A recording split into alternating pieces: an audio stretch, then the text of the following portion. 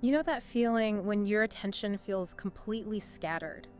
Like you're putting in so much effort, juggling so many things, but you're not really, well, landing anywhere solid in your career. Oh, definitely. It's like your mental energy is just Yeah, we diffused. use. It's such a common experience, isn't it? In our, fast-paced world, we're often encouraged to do more, be more. Right. But that constant outward striving, Mhm. it can actually leave us feeling, well, depleted. Mm. That may be less effective. And it's interesting, the solution might not be another productivity tool, it might be about cultivating a sense of inner stillness. Mm-hmm. Stillness. We came across this really compelling story, actually, about a marketing executive, Arjun. Incredibly ambitious, always pushing. Okay. But he hit a wall, just felt overwhelmed, deadlines slipping, couldn't focus. I mean, does that sound familiar to anyone listening? I think it highlights something crucial, that our external effectiveness is deeply connected to our internal state. Totally. If our minds are chaotic, it's hard for our actions to be clear and impactful. Exactly. And then there's this powerful image of a lake. Ah, the lake. Yeah, when the water's all churned up, you can't see anything beneath the surface, right? That's what Arjun's mind felt like. All those racing thoughts, worries, muddy water. And then a monk shares this insight. A lake only reflects the stars when it's calm. That's a beautiful way to put it. Understanding mental clarity, the noise, the busyness on the surface, it stops us from seeing those deeper truths and insights. And that's where meditation comes in for him. Arjun, he found it really difficult at first, that his mind just wouldn't quiet down. Very common, that initial resistance. But gradually he learned to just observe his thoughts, not get carried away by them. The watching. And as his mind calmed, his work life started to transform. Really, suddenly those huge projects felt manageable. Okay. He started having more creative ideas, his focus sharpened, and you know what happened? What happened? He got a promotion. It's such a tangible example, isn't it? How inner stillness can lead to, well, outer success. Arjun's experience really illustrates a key principle. A focused mind is just a powerful tool. When we reduce the mental clutter, our attention becomes more directed. Right. Our energy is used more efficiently. Think of the sediment at the bottom of that lake. It can represent those deeply ingrained habits or beliefs clouding our judgment. Yeah, the muck. Exactly. Yeah. Stillness lets that sediment settle. It reveals not just the surface, but also the deeper contours, our motivations, our fears. And this connects so well with a core idea in Buddhist philosophy, this understanding of the mind as being like water. The water analogy. When it's tranquil, it reflects reality more clearly. And that's the essence of mindfulness meditation, isn't it? Learning to observe thoughts, feelings without judgment, creating space for genuine understanding. Precisely. It's about cultivating a kind of detached awareness, an ability to observe our internal landscape without getting tangled up in all the drama. Right. This lets us see the nature of our thoughts and their influence on us with much greater clarity. So why is this so vital for our careers then? Well, think about the power of focus, like a laser beam. Good analogy. If it's scattered, it achieves very little.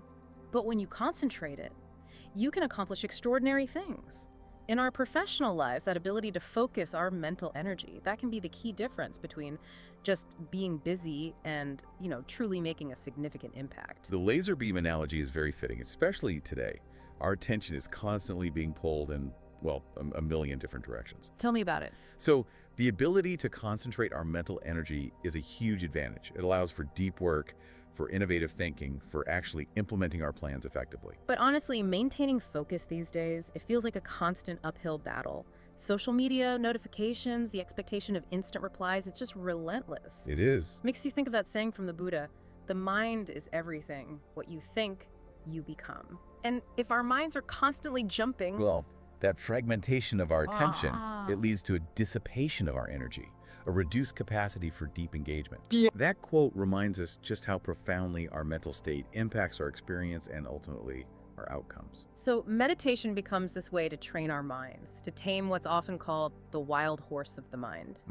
Taming the horse. And it's not just some abstract spiritual thing. It's about developing crucial mental skills, the ability to resist distractions, to identify and prioritize what's important, and to stay focused. These are invaluable assets in any professional setting. It's a discipline for the mind, absolutely. Much like physical training strengthens the body, it builds our mental resilience, enhances our capacity for sustained attention and deliberate thought. And the science backs this up.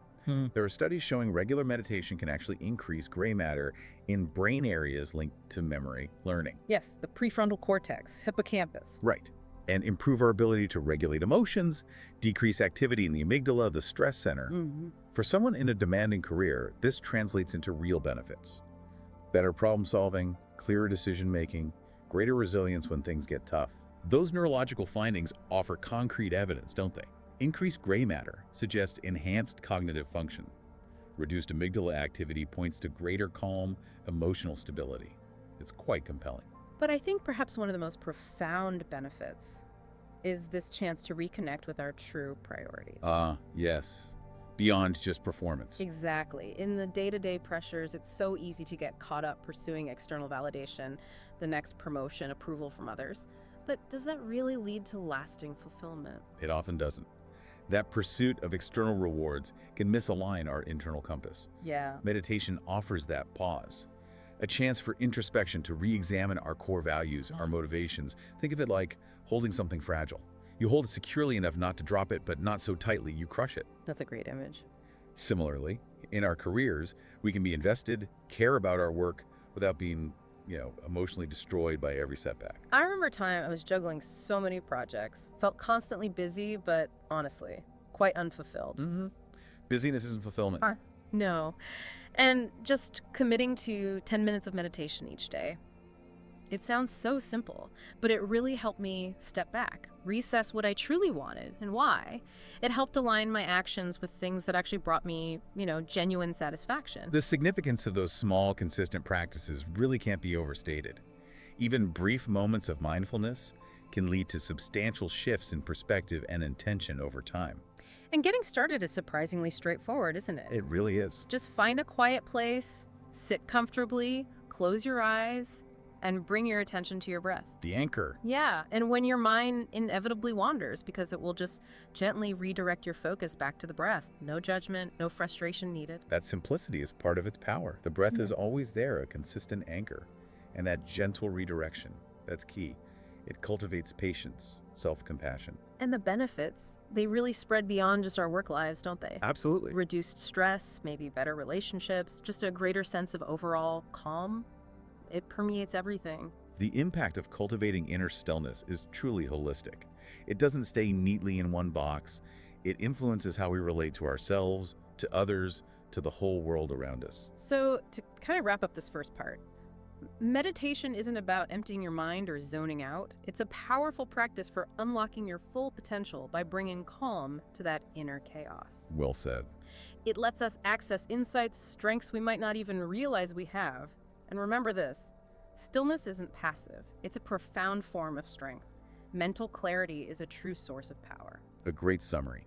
That journey inward really is a journey toward empowerment, clarity, and a more authentic expression of our capabilities. Now, let's maybe broaden our perspective a bit. Yeah. Think about the historical roots of this kind of wisdom. Imagine, say, a young monk, Tenzin, high in the Himalayas. Okay. His life is simple, introspective, a huge contrast to our constant digital buzz.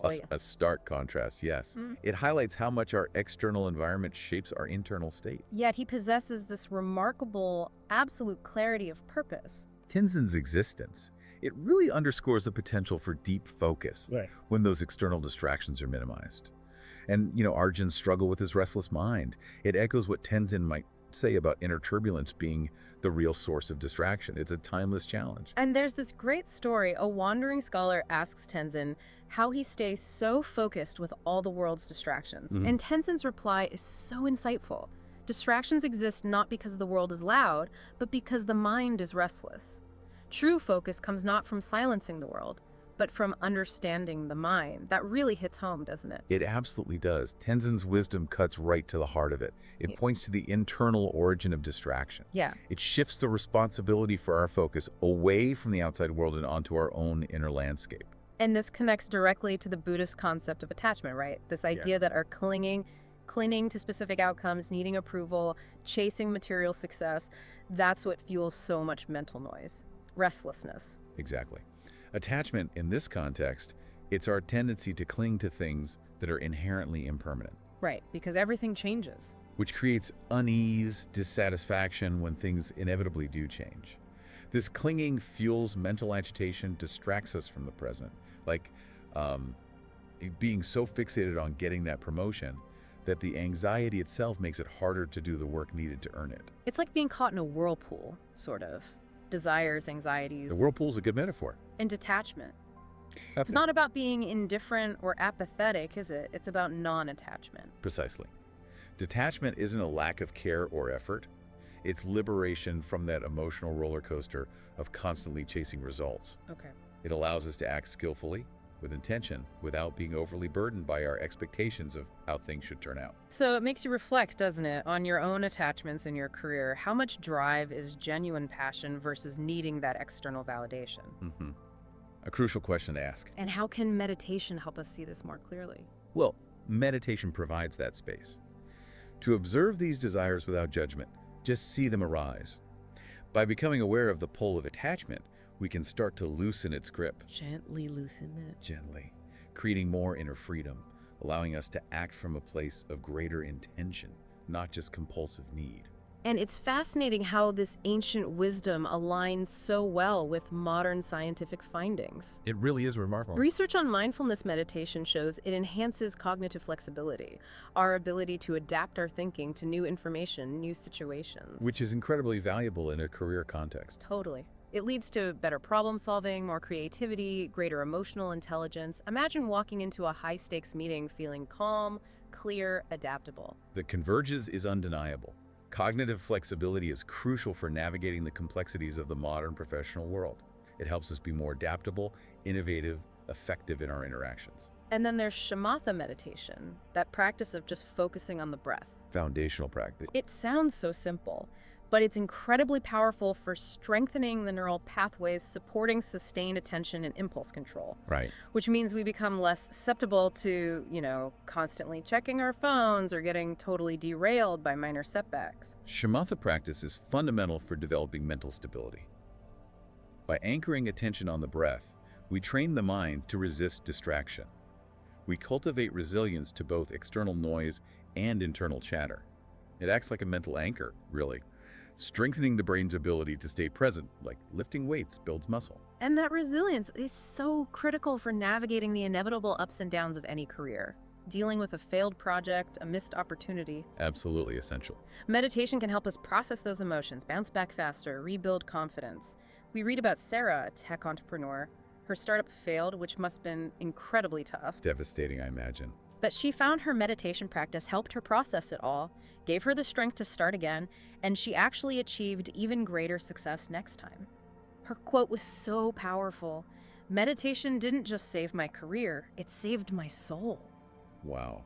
Sarah's experience just beautifully illustrates the profound role of mindfulness in cultivating emotional resilience against adversity. Yeah. It provides a framework for processing setbacks, learning from them, moving forward with renewed strength and clarity. And it's not just individuals seeing the value. Even big organizations, Google, Apple, Salesforce, they're integrating meditation programs. AR is becoming more mainstream in the corporate world. And they're seeing real benefits. Mhm. Employee well-being, better collaboration, more innovation. It really speaks volumes about the power of a mindful workforce. The increasing adoption by these leading companies, it signals a growing understanding of its value, not just for individual performance, but for the overall health and effectiveness of the entire organization. A mindful workforce tends to be more engaged, creative, collaborative. So for our listener who's thinking, okay, this sounds good, sounds interesting, but how do I actually start? What are some practical steps? Right, making it actionable. Well, integrating these principles, it does require a conscious, consistent effort to cultivate mindfulness day to day. Okay, so first, start small, build consistency, even just 5 minutes a day. It's more about the habit than the duration initially, isn't it? Exactly. Consistency is absolutely key for a sustainable practice. Short, regular sessions are often much more effective than trying to do long, infrequent ones. Second, create a dedicated space, a sacred space maybe. Even if it's just a quiet corner or a particular chair, maybe surround yourself with things that feel calming. Yes, designating a specific environment helps create a mental association. Stillness, focus. It makes it easier to shift into that meditative state. And third, Try to bring mindfulness to everyday tasks. Really pay attention when writing an email, having a conversation, even just eating lunch. It's all training, right? Training the brain to stay present. That's crucial. Bringing mindful awareness into routine activities extends the benefits beyond formal practice. It trains the brain to stay present and engaged in everything we do. And a reminder, it's about progress, not perfection. Some days will feel easier, some days the mind will be buzzing. The important thing is just keep showing up. That's so important to remember. The meditative journey isn't always linear. There will be restless days. The key is patience, self-compassion. Every moment of practice contributes to growth, even the difficult ones. So ultimately, this is about a fundamental shift in perspective, isn't it? Moving away from glorifying constant busyness. Right. And instead choosing presence, depth, meaning. And that shift, it has ripple effects on career, sure, but also relationships, health, just the overall quality of life. Embracing mindfulness is a conscious choice. Prioritizing inner well-being, intentionality, over that relentless pursuit of external validation and just raw productivity. It's a shift from quantity to quality, from distraction to presence. And I'm drawn back to that image we started with, standing at the edge of a vast forest, pausing to simply listen to your breath. A powerful image. It feels like such a symbol of that inner clarity, that intentional direction. So maybe that's the key takeaway. Embrace mindful mastery as your compass for your career journey. It's not just about how you work, it's deeply connected to who you are while you're working. A truly evocative thought to end on. Mindful mastery really does offer a path toward a more purposeful, fulfilling career. One aligned with our deepest values, allowing us to navigate the complexities of the professional world with both clarity and intention.